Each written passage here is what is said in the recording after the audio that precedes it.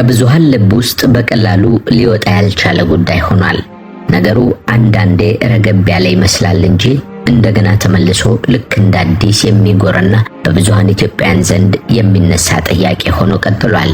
ዛሬም አጀንዳነቱ እንደነበረ ነው የሞዴል ቀነኒ አዱኛ ጉዳይ። ከዚህ በፊት ጉዳት የደረሰበት የበለዘ ፊቷን የሚያሳይ ፎቶ መውጣቱ ይታወሳል። ትናንት ምሽት ደግሞ ቀነኒ ከማረፏ በፊት የነበረችበትን ከባድ ሁኔታ ያሳያል የተባለ ሌላ አዲስ ፎቶ መውጣቱ ነው የተነገረው። ይህም መነጋገሪያነቱን እንደገና የቀሰቀሰውም ይመስላል።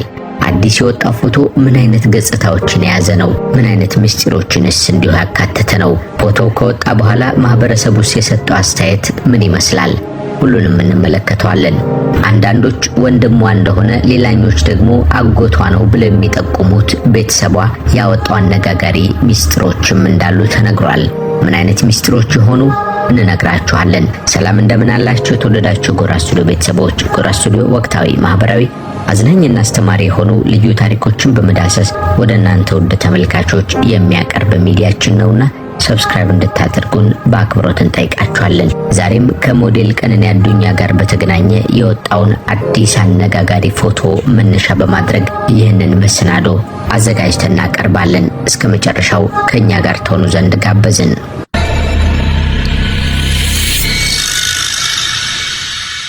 ሱአድ አህመድ በሚል መጠሪያ ፌስቡክ ላይ የተመለከትነው ገጽ አዲስ የወጣውን የቀነኒን ፎቶ በመጠቀም እንዲህ የሚል መልእክት ተቀምጦበት አይተናል። ከቀነኒ ጋር በሆኑ አጋጣሚዎች 2-3 ጊዜ ተመሳሳይ ቦታ ከመገናኘት የዘለለ ሰላምታ እንኳን ተለዋውጠን አናቅም። ሕይወቷ ካለፈ ወዲህ ግን ወደ ራሴ እንዲሁም ወደ ማህበረሰባችን እንድመለከት አድርጋኛለች ይላል ጽሑፉ። ፎቶና ቪዲዮን ባየሁ ቁጥር እሷ የነበረችበት ሁኔታ ውስጥ ጓደኞቼ ባገኛቸው ምንድነው ማደርገው ብዬም አስባለሁ። እናቷ ምን እየተሰማቸው ይሆን ብዬም እንዲሁ አስባለሁ። የኔ እናት ብትሆንስ ምን ያህል ሊከብዳት እንደሚችል በማሰብ ብቻ እረበሻለሁ በማለት ይገልጻል ጽሑፉም። ይህ ጽሑፍ ይቀጥልና ሕይወት በራሱ እረፍት የለውም። በዚህ ላይ ደግሞ የማይሆን የፍቅር ግንኙነት ውስጥ መግባት የበለጠ ያወሳስበዋል። መወሳሰቡ ደግሞ የሚጨምረው ችግር አስቀያሚ ነው። ቀነኒ ከጓደኛዋ ጋር በነበራት የመልእክት ልውውጥ ላይ የአእምሮ ረፍትን የመሰለ ነገር የለም ብላ ነበር። እውነቷን ነው። ከምንም በላይ የማስበውና የምሰጋው ግን ለኛ ነው።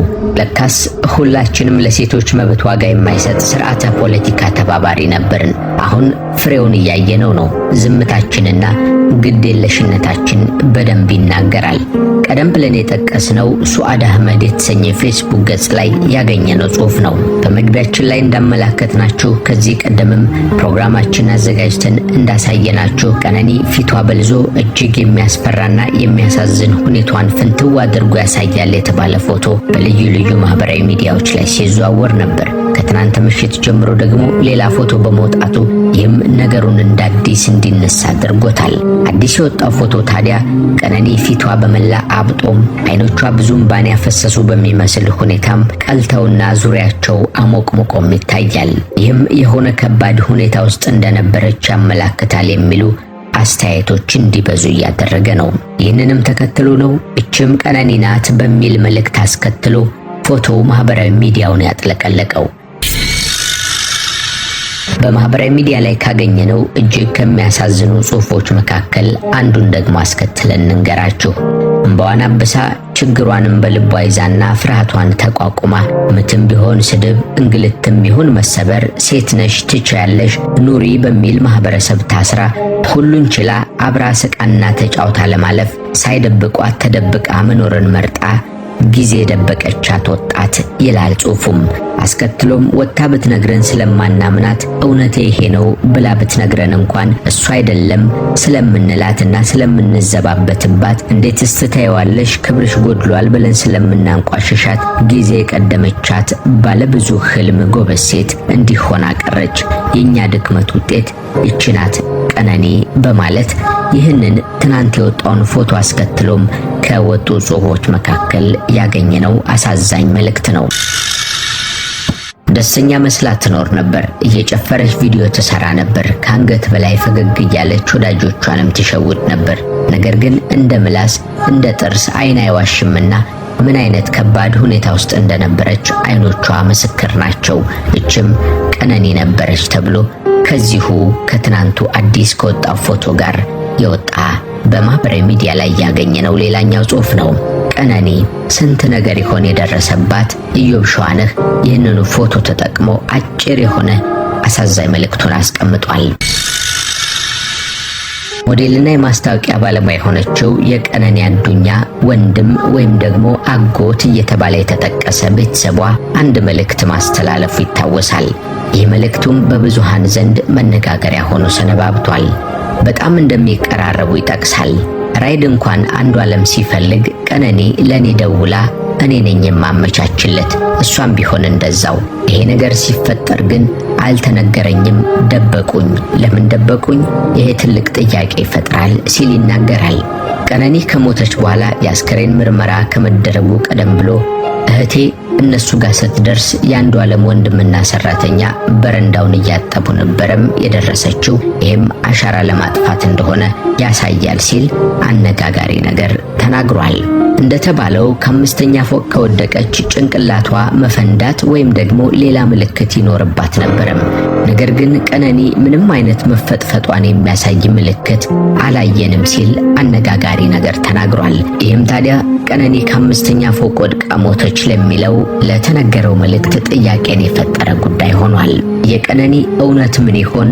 እውነተኛውን ማስረጃ ፖሊስ በማሰባሰብ ለሕዝብ ይፋ እንደሚያደርግም ይጠበቃል። ይህ ፎቶ ከመውጣቱ ቀደም ብሎ ደግሞ አቶ አዱኛ ዋቆ የሞዴል ቀነኒ አዱኛ ወላጅ አባት ማለት ናቸው ለኢትዮጵያውያን መልእክት አስተላልፈው እንደነበር እናስታውሳለን። በሀገር ውስጥም በባህር ማዶም የምትገኙ ኢትዮጵያን የልጅ እውነት እንዲወጣ እንድታደርጉልኝ በማለት ከዚህ ቀደም ጥሪ አቅርበው ነበርም። እስካሁን ላደረጋችሁት ድጋፍ ከልብ አመሰግናለሁም ብለዋል። እንደሚታወቀው የቀነኒ ሞት ከተሰማበት ጊዜ ጀምሮ የተለያዩ ሐሳቦች ሲሰነዘሩ ቆይተዋል። ብዙሃን ኢትዮጵያውያንም በአንድነት በመቆም የወጣቷን ትክክለኛ የሞት ምክንያት በመመርመር ፖሊስ እውነታውን እንዲያወጣና ለቤተሰብም ፍትህ እንዲሰጥ እየጠየቁ መሰንበታቸው ይታወቃል። ጥቂት ሰዎች ደግሞ የቀነኒ ሞት ተዳፍኖ እንዲቀር በማሰብ ይሆን አይሆን ባይታወቅም የተሳሳቱና ልክ ያልሆኑ መረጃዎችንም ሲያሰራጩ ይስተዋላል። ይህንንም ተከትሎ ምላሽ የሰጡት የቀነኒ አባት አቶ አዱኛ ዋቆም በተለያየ ሶሻል ሚዲያ ሁለተኛ ግድያ በእኛ ላይ የምታውጁ እባካችሁ አቁሙ ሲሉ በአፋን ኦሮሞ ያስተላለፉትን መልእክት ፋስት መረጃ ተመልክቷል ሲል ዘግቦም ነበር። የቀነኒ አባት አክለውም የልጅን ደም ለመደበቅ የምታሴሩ በእግዚአብሔር ስም እንድታቆሙ እጠይቃችኋለሁ ብለውም ነበረም። ከቀነኒ አዱኛ ሞት ጋር በተገናኘ በእስር ላይ የሚገኘው እጮኛዋ አንዷለም ጎሳ እስካሁን 2 ጊዜ ያክል ፍርድ ቤት የቀረበ ሲሆን በሁለቱም ጊዜያት ቀጠሮ እንደተሰጠም ተጠቁሞ ነበረም።